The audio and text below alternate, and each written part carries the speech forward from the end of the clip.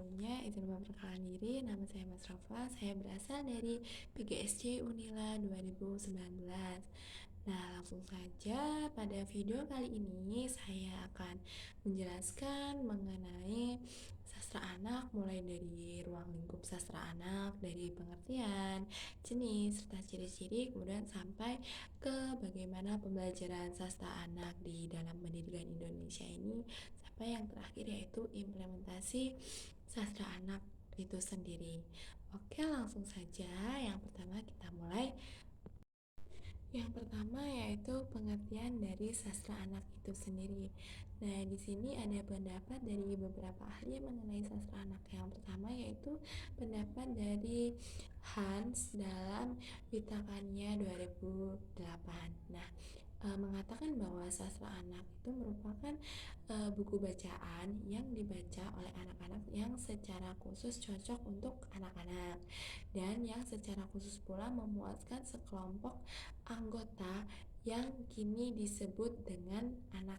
Nah, kemudian ada pendapat lain dari Hans dan kawan-kawan pada tahun 1987 yang mengatakan bahwa sastra anak secara emosional psikologisnya dapat ditanggapi dan dipahami oleh anak dan berawal dari fakta yang konkret dan mudah diimajinasikan.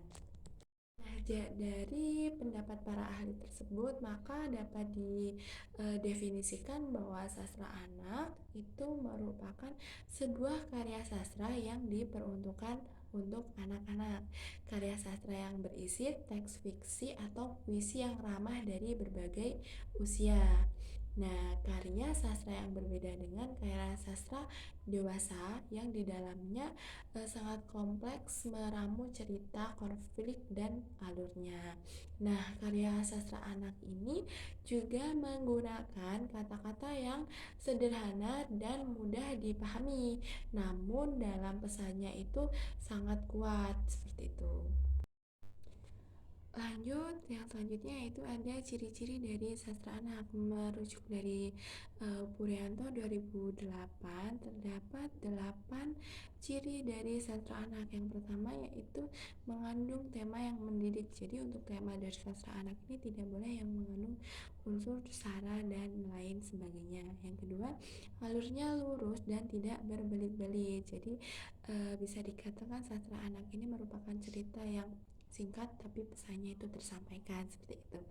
Yang ketiga, menggunakan setting yang ada di sekitar atau yang ada di dunia anak. Dan yang keempat, ada tokoh dan penokohannya mengandung keteladanan yang baik. Nah, ini bisa dicontohkan seperti si kancil yang suka menolong, ceritanya bisa dikatakan seperti itu.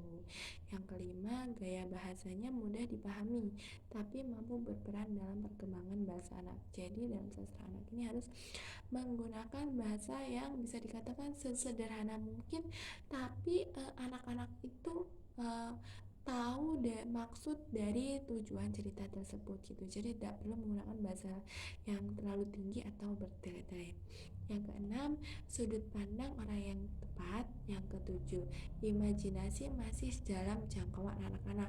Jadi ceritanya itu menggunakan topik yang masih seputar tentang pemikiran anak-anak. Jadi misalkan cerita-cerita mengenai hewan-hewan seperti itu juga bisa. Yang kedelapan, isi teks kesastraan dapat menambah wawasan dari anak. Lanjut, sekarang kita lanjut ke jenis-jenis sastra anak. Yang pertama itu ada puisi.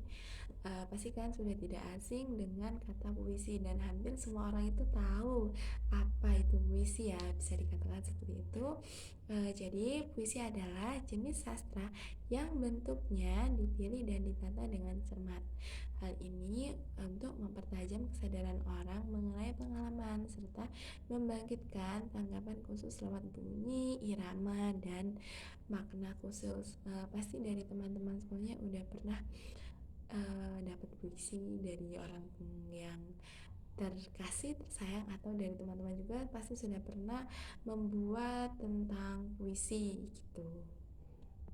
Oke, yang kedua ada prosa.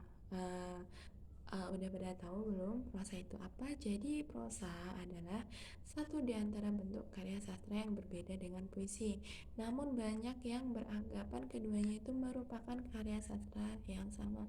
Jadi antara prosa dan puisi ini saling ada keterkaitan. Kalau prosa itu merupakan karya sastra yang disusun dalam bentuk cerita atau narasi. Pada umumnya prosa ini merupakan cangkokan dari bentuk monolog dan dialog seperti itu. Yang ketiga ada novel.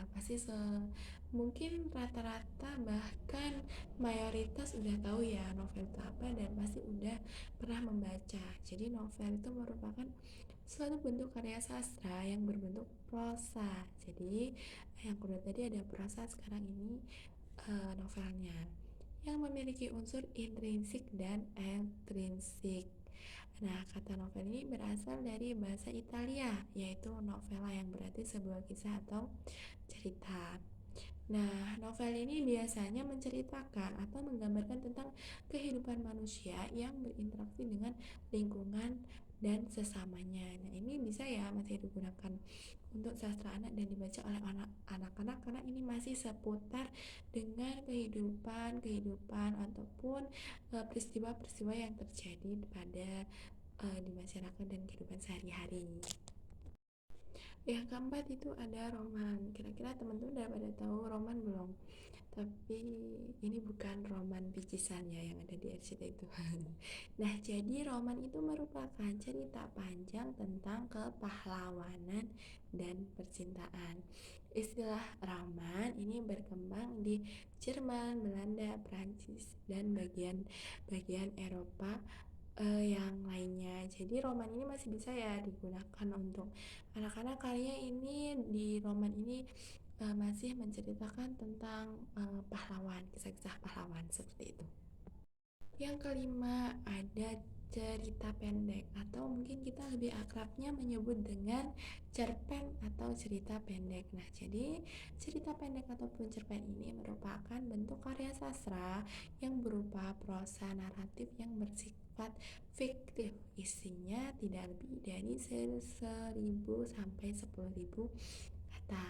Nah, biasanya kita sering sekali ya suruh membuat cerpen gitu. Ayo sekarang anak-anak, anak SD nih, bikin cerpen. Mungkin dari mereka juga tuh kayaknya suka kalau suruh bikin cerpen gitu. Jadi kayak mereka bisa mengarang dengan bebas gitu. Misalkan kayak suruh bikin cerpen, pasti mereka bikinnya pada suatu hari gitu. Mungkin kebanyakan dari anak-anak dari pengetahuan aku sih seperti itu. Nah, yang terakhir ada drama. Pasti udah nggak asing dengan kata-kata drama ya. Jadi drama itu adalah jenis sastra dalam bentuk puisi atau prosa yang bertujuan menggambarkan kehidupan lewat kelakuan dan dialog para tokoh. Umumnya drama ini dirancang untuk pementasan panggung. Nah, biasanya ada nih kayak di mata pelajaran gitu mereka suruh bikin drama, ayo kalian bikin drama tentang ini, tentang Sangkuriang atau tentang apa gitu. Pasti anak-anak itu disuruh sama gurunya untuk bikin drama itu, dan itu menurut aku udah sering terjadi gitu.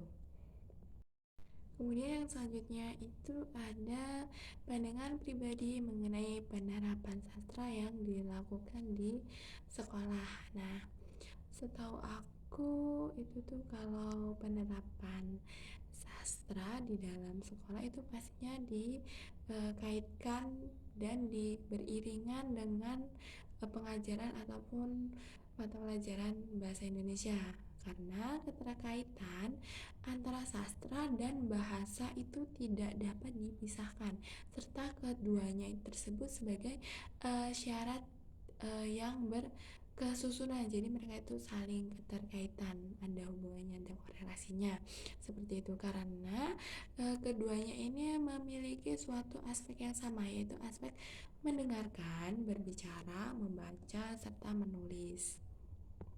Kemudian di sini juga ada beberapa penerapan sastra yang biasanya dilakukan di sekolah-sekolah ataupun di tingkat pendidikan, yaitu yang pertama dengan kalau menyimak sastra itu mungkin bisa dilakukan dengan mendengarkan dan merefleksikan pembacaan novel, puisi, dongeng, seperti itu biasanya itu dibacakan di depan kelas. Kemudian untuk berbicara sastra itu bisa dengan cara mendongeng juga bisa, deklamasi, dan berbalas pantun. Biasanya sering nih bahasa Indonesia kalau ada materi pantun itu sering kayak kita disuruh untuk saling berbalas-balasan. Nah, itu sudah termasuk dalam berbicara sastra. Kemudian untuk membaca sastra itu bisa dengan membaca karya sastra dan memahami maknanya. Jadi dengan kita membaca dan memahami makna-makna dari karya tersebut, oh ini maksudnya seperti ini dan ini maksudnya seperti ini. Itu sudah termasuk dalam membaca sastra. Serta yang terakhir itu menulis sastra. Nah, menulis sastra ini bisa dilakukan dengan menulis cerpen, menulis puisi seperti itu. Jadi kan kita sering dibikin kayak disuruh bikin kayak sekarang anak-anak bikin cerpen pasti suka banget gitu kalau suruh bikin cerpen atau puisi gitu. Kalau aku pribadi lebih suka suruh bikin cerpen gitu. Nah, itu sudah termasuk ke dalam menulis sastra. Yang selanjutnya yaitu ada pandangan pribadi sebagai calon pendidik tentang pentingnya pendidikan sastra bagi peserta didik. Menurut aku ini pendidikan sastra bagi peserta didik ini sangat penting ya, karena di dalam pembelajaran sastra tersebut terdapat beberapa aspek seperti humaniora yang dapat mengasah kepekaan sosial dan ketajaman watak. Serta dengan belajar sastra ini seseorang itu dapat belajar bagaimana cara menghargai karya-karya dari orang lain gitu. Nah, selanjutnya seseorang juga atau bisa dikatakan kini kita ruang lingkupnya peserta didik juga dapat belajar menghargai karya dari orang lain karena pada sastra juga dapat membantu seseorang lebih memahami kehidupan dan memahami nilai-nilai kemanusiaan. Maka dari itu sebagai calon pendidik itu perlu sekali mengajarkan bagaimana cara menghargai sebuah sastra orang lain pada saat kita nanti sudah terjun ke lapangan menjadi seorang pendidik seperti itu. Kemudian rencana di masa depan sebagai calon guru untuk mengajarkan sastra anak. Nah, sebagai calon guru di masa depan, rencana yang dapat saya lakukan untuk mengajarkan sastra anak kepada peserta didik saya itu yang pertama bisa dengan membuat perpustakaan kecil di kelas. Nah, itu bisa ditempatkan di dalam kelas atau bisa juga di luar kelas. Jadi semuanya itu bisa membaca yang itu tuh berisi tentang buku-buku. Nah, hal tersebut itu dilakukan agar memudahkan siswa untuk mempelajari dan membaca buku bacaan tanpa harus keluar ataupun ke perpustakaan. Nah, yang kedua itu bisa dengan mengenalkan sastra melalui buku cerita nih. Biasanya anak-anak itu suka banget kalau misalkan kita bercerita, apalagi untuk anak-anak kelas SD itu tuh sangat suka sekali mendengarkan tentang cerita gitu. Nah, dengan cerita tersebut menurut saya merupakan salah satu cara yang tepat karena buku cerita itu memiliki tema yang beragam dan bervariasi nih. Nah, selain itu juga di dalam buku cerita seperti dongeng dan fabel itu terdapat bentuk gambar yang tentu saja akan disukai oleh anak-anak dan akan menarik minat baca dari anak-anak tersebut. Biasanya mereka itu lebih suka buku-buku yang banyak gambar-gambarnya seperti itu. Kemudian yang terakhir yaitu ada implikasi apresiasi sastra anak.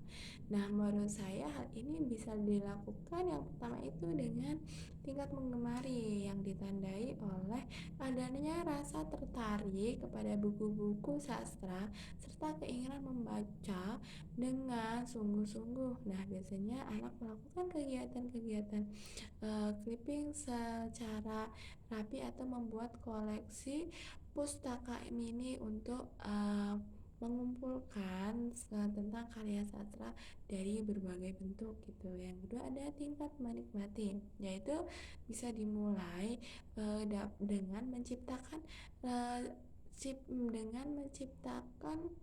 eh, sastra itu sendiri, karena dengan mulai tumbuhnya pengertian anak dapat merasakan nilai estetis saat membaca puisi seperti itu, atau mendengarkan deklamasi puisi ataupun prosa anak, atau menonton dari drama-drama anak. Dan yang terakhir itu ada tingkat merekreasi, yaitu mulai dari menciptakan keinginan untuk menyatakan pendapat tentang cipta sastra yang dinikmati, misalkan seperti menulis sebuah resensi. Nah, itu tadi merupakan materi tentang sastra anak lengkap dengan ruang lingkup, ciri-ciri pengertian sampai dengan bagaimana cara penerapannya di dalam pendidikan, dan sampai yang terakhir itu ada tentang implikasi apresiasi. Nah, itu tadi teman-teman ya, semoga dapat membantu teman-teman semua untuk memahami tentang sastra anak. Di sini saya memohon maaf apabila terdapat salah-salah kata dan penyampaian yang kurang tepat. Mohon dikritikannya kepada teman-teman sekalian, dan semoga juga dengan adanya video ini kita bisa menjadi lebih menghargai dan lebih bisa mencintai serta melestarikan tentang sastra anak. Oke, cukup saya akhiri. Wassalamualaikum warahmatullahi wabarakatuh. Terima kasih.